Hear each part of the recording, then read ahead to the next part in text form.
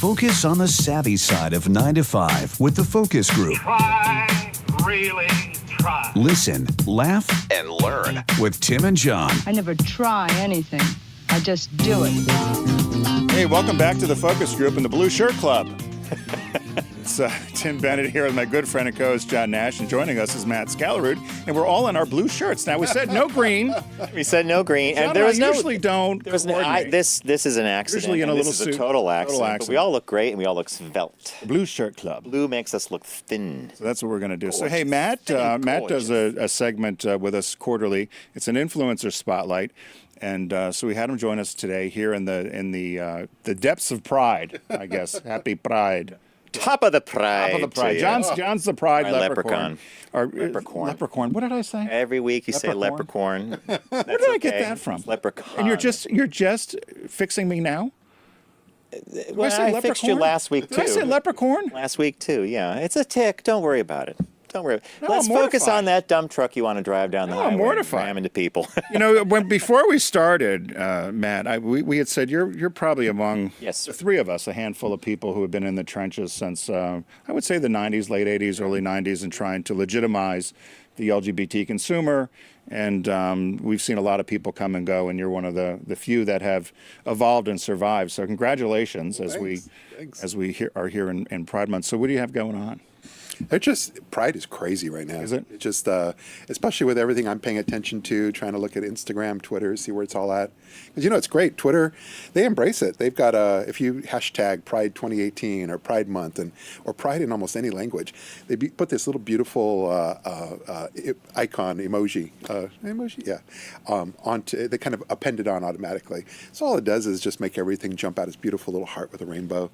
I'm noticing, specifically in the digital space, I'm noticing a lot. Like, so I'm seeing a friend for lunch tomorrow, and I had to make a reservation at a restaurant. I went to opentable.com. Yeah. The O in Open Table, if you go to Open Table, is a rainbow O. And I don't remember them doing that in previous years, but it's those little subtle things that I think are just really interesting.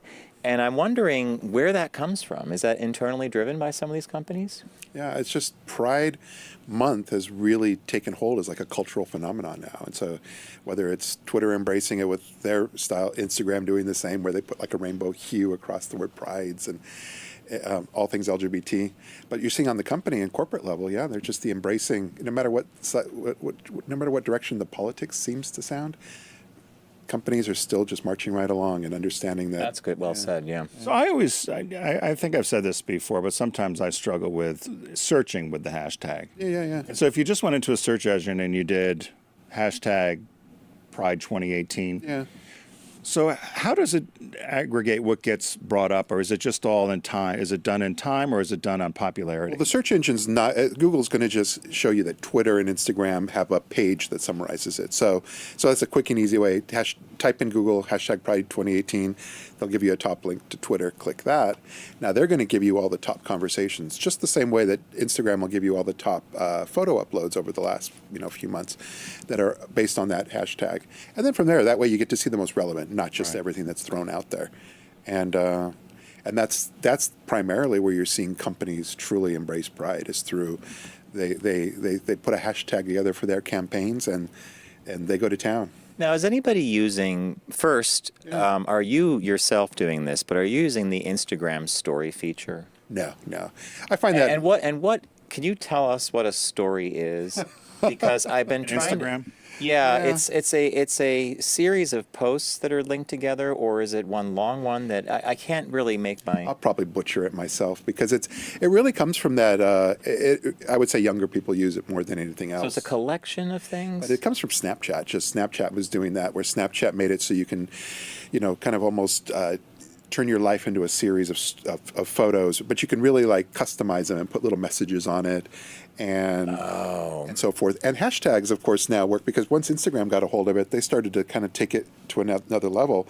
And sadly for Snapchat, they seem to be beating Snapchat. Yeah. And but now you've got these influencers that are creating these stories, and then they put little hashtags on it, and they tag people in those, and then they'll kind of Instagram will kind of naturally stitch those together, so you could sort of see what somebody's doing with them. I was just wondering if any influencers or any companies were using that that technique or the story technique to do Pride stuff.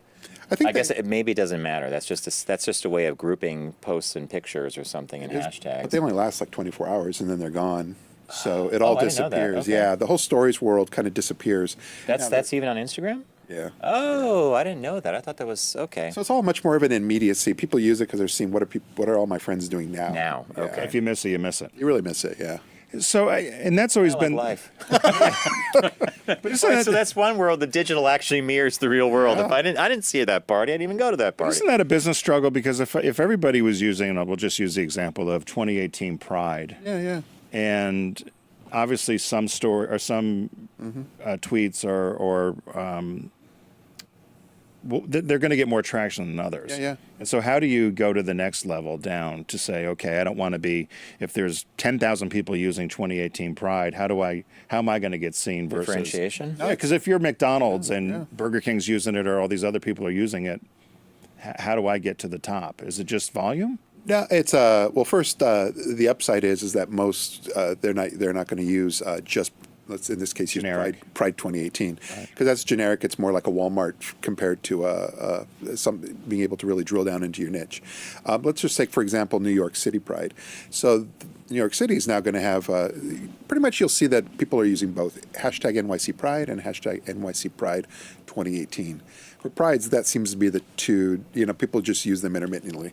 So if you're McDonald's or you're any company that's here in New York, you're going to use those first because you really want to focus on being seen within the exact Pride that you're a part of. But if you have to throw on, you have some room, hashtag Pride 2018, you're just going to tap into a wider audience.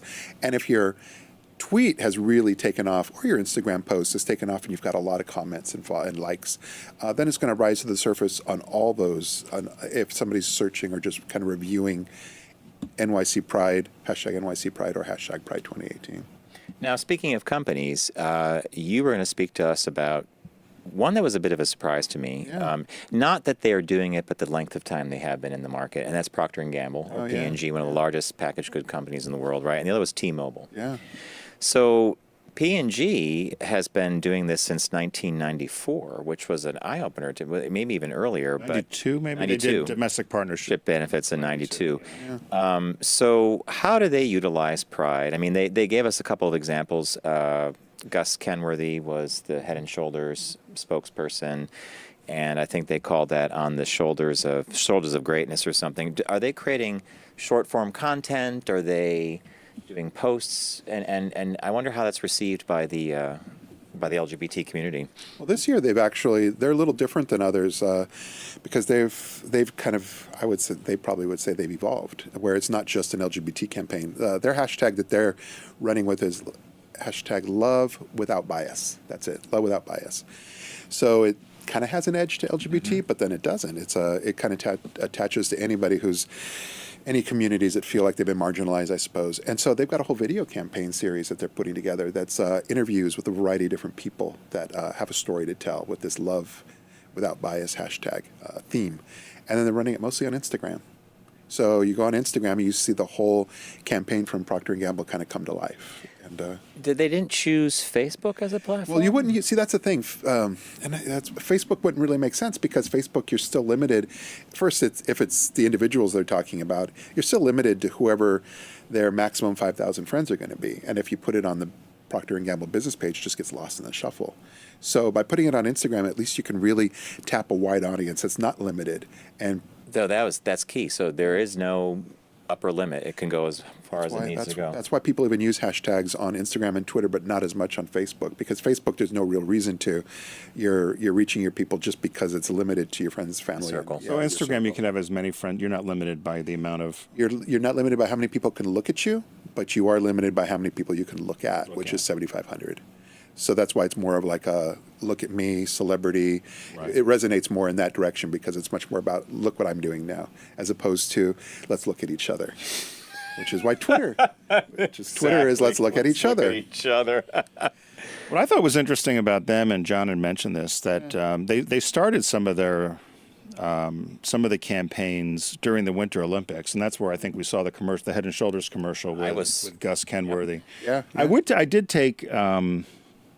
Maybe John, you can debate this with me. They said they were the first company to use a pride flag in a national TV commercial. I'm not so sure that's true. I think Orbitz did. Orbit, Now, they might not say that's national, though. I don't know if Orbitz was just cable buy. and if they were specific doing cable spot buy. cable or regional, So yeah. I thought, a little you're on the typical, Well, that's typical like company, Sharp corporate. knife, slice it and dice in It's that like when General tomato. Motors said they Yeah. were the first to offer domestic partnership benefits until we corrected them.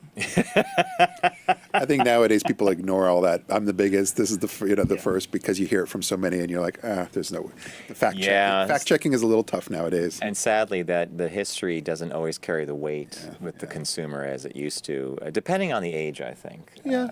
I think older consumers do pay attention because they remember when nothing was there and the company spoke up in their behalf. It was like, wow. The bigger business story about Procter & Gamble to me is if, since they have been in market since 92, or they have recognized with doing things with HRC and other community things, and this huge consumer products company, different than, for instance, Ford Motor Company, that made a big noise about what they were doing, and then had all the protests and had to back off because of the backlash they got. I'm surprised, considering these are such Americanized products, such household products, that there was no backlash. But maybe it's because they were quiet about it. If you weren't in, you wouldn't see it unless it was directly targeted to you, which was kind of Subaru's approach. I wonder what internally has been discussed about this and what they've received mail-wise and communication-wise that they would never talk about. I'm not buying Head and Shoulders. Ever again, because that dirty, whatever the language is. That's an interesting thought process. But it is 2018. But they've always And been. it is 2018, meaning the more things change, the more they stay the same. So I suspect that something might have happened there. And your other company that we wanted to talk about, which I marched in last year's New York City Pride Parade with my husband, Bob. His company had a very big presence. It was their first year in. They were one of the top line sponsors. And we weren't far behind the T-Mobile crowd. Oh, yeah. And that was one excited group of people, man. I don't know if did you go to the parade last year at all? No, or- I missed it last year. But you could still, they make sure that they're not hiding. You could still see it Correct. online Yeah. so well. That's why, I mean, they're probably one of the best when it comes to just T-Mobile? when it comes to just expressing or showing what they're doing in the real world and really bringing that online. And it's Twitter, Instagram, and I watch a lot of it on Twitter. But they use the hashtag Unlimited Pride. They get their staff from all over the country on board. They must have some sort of alignment training that says, this is what we're doing, this is our message, and they are behind it. And so you see these people, and they just take incredibly great photos of everybody out with their T-Mobile Unlimited Pride shirts, and they're in Seattle Pride, and they're in, you name it, whatever Pride, they're out there, and they're really sharing it. They're sharing it. And what you're seeing also is that it does come from, whenever they share anything, you notice that it may be someone working on his behalf, but their CEO, I don't know if I say his name right, Jean Leger. Yeah, that's anyway, yeah. he seems to be all over those, and he'll like them, retweet them, and I don't know personally if it's him, but it shows that the company is very much behind this from the top down. Wait, when you work with your clients, and let's say you were working with T-Mobile, does ROI come up? Because I don't. Is there really a way to say what is the return on this investment? These are not small investments. To be a big Pride sponsor here in New York City could be $250,000, 100 something. I don't know what but it's not cheap. Yeah.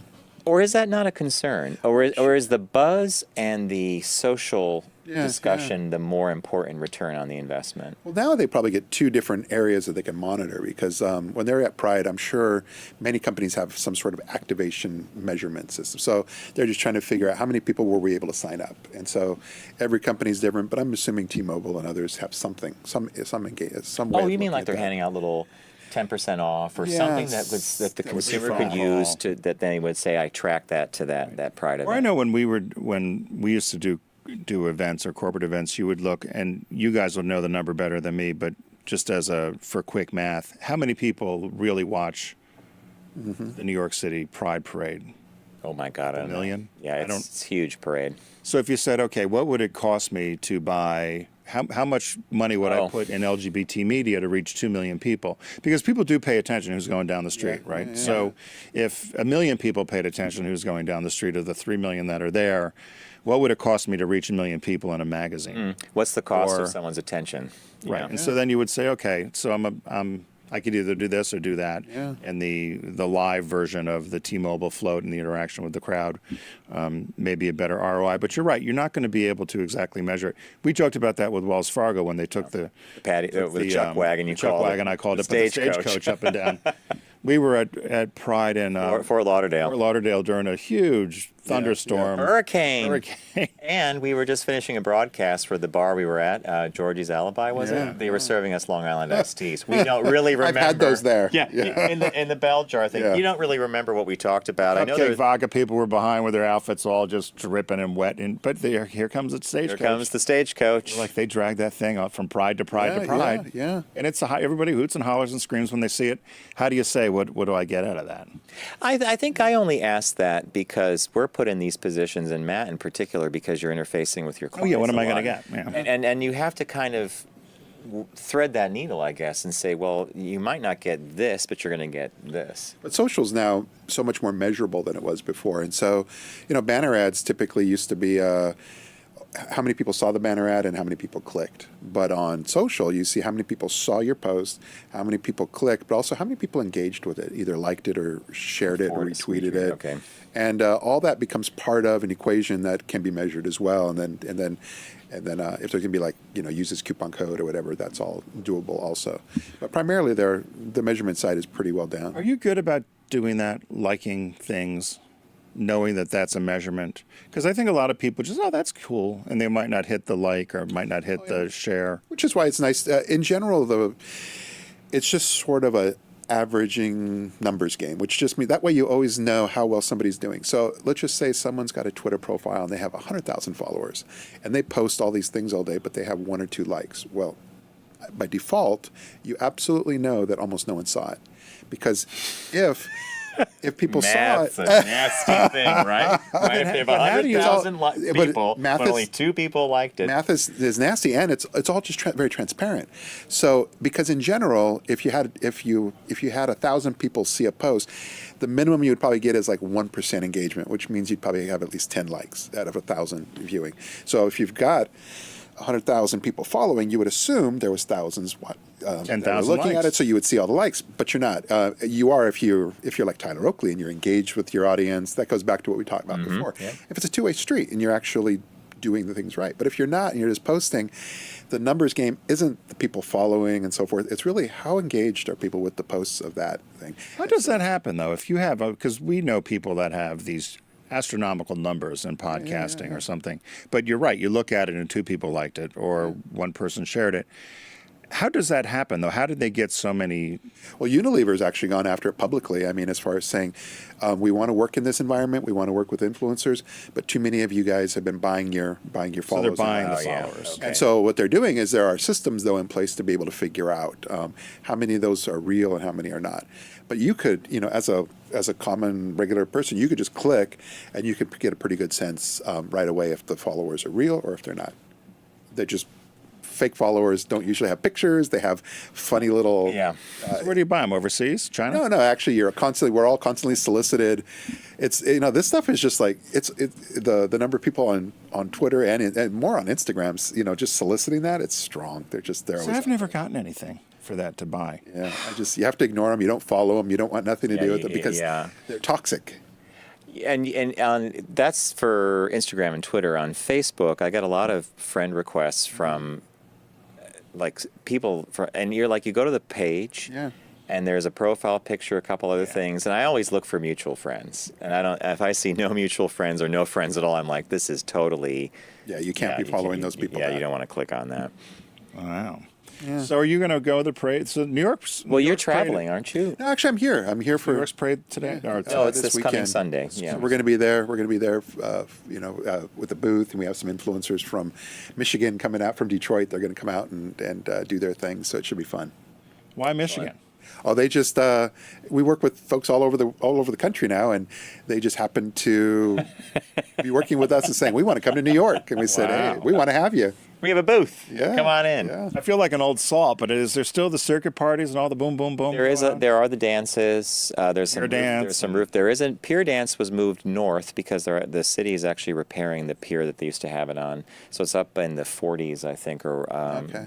But they're doing a pier dance. They're doing a rooftop decks dance somewhere. There's a whole bunch of festivities going on. So yeah, it is. I think depending on how you want to interact with Pride in the city, there's a wealth of things to do. There's the garden part. There's the center has their annual garden party, which is a food thing and lots of cool people. So it's a great weekend, and the weather looks to be sunny, dry, and 82 or 85 or something, Okay. which is you want that. You don't want 95 in Pride, and you don't want thunderstorms. And I've been to Pride parades because I've lived many places, but I've also been to other bigger cities, large cities, Pride parades, and there's nothing like the New York parade.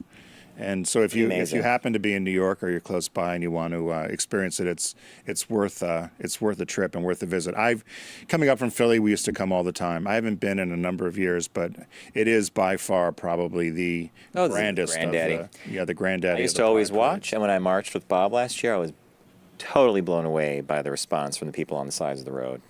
And it's as Tim said in last week's show, March. It's important to be seen. Really.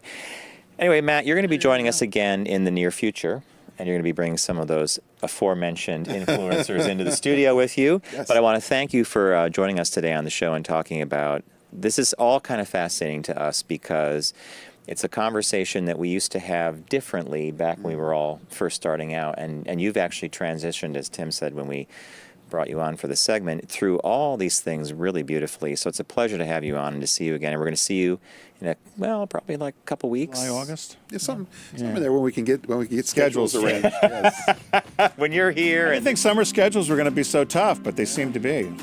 Hey, got places to go and Pride. Top of the Pride to you. There's places to go. Leprechaun. I'm mortified now. I want to go get that all cut out. Leprechaun. I wrote it down. Leprechaun. It's archived and saved for future reference. Uh-oh. Well, I'm not going to use it against you, but you anyway, will. Matt Skallerud, Pink Banana Media. He is with us today for the I Love Gay Influencer Spotlight segment. You're going to be joining us again in a couple of weeks. Happy Pride. Thank you. We're going to take a quick break and return with a quick shop talk on gossiping.